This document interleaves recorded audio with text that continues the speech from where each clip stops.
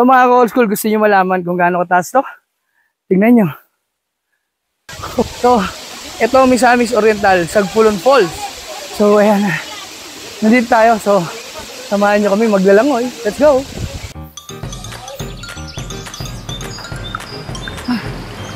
Grabe. Pero sulit to, mga ka-old school. Ang taas pa nung akitin natin, tignan nyo. Ayun pa.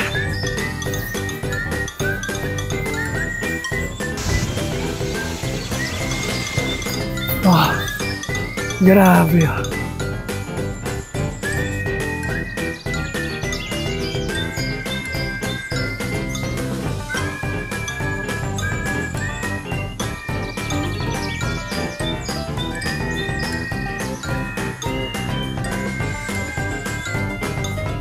So ayun na nga mga ka-old school, nandito tayo ngayon sa Sagpulon Falls. Grabe, napakataas nito. Bumalik tayo dito, last year nandito rin tayo. So ito yung Sagpulon Falls dito sa Misamis Oriental. 130 feet ang taas nito. Napakalamig ng tubig. At higit sa lahat, may swimming pool pa para sa mga bata kasi hindi lang ma-enjoy dahil malalim to.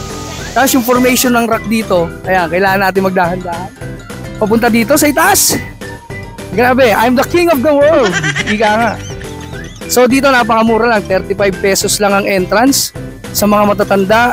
Sa mga bata parang 25 lang yata, tapos may mga cottage dito 100 pesos lang yata. At higit sa lahat, pwede kayong mag-ihaw dito, pwede kayong magluto, magdala na ng pagkain, kahit anong gawin nyo pwede dito. Bisitahin nyo lang dito, mahalin natin yung sariling atin. Ito ay sa Misamis Oriental, dito sa Sagpulon Falls. Kaya ano ba hinihintay nyo mga ka-old school? Lango yan ha.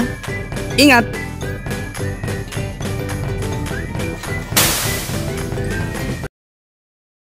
Ha ha ha!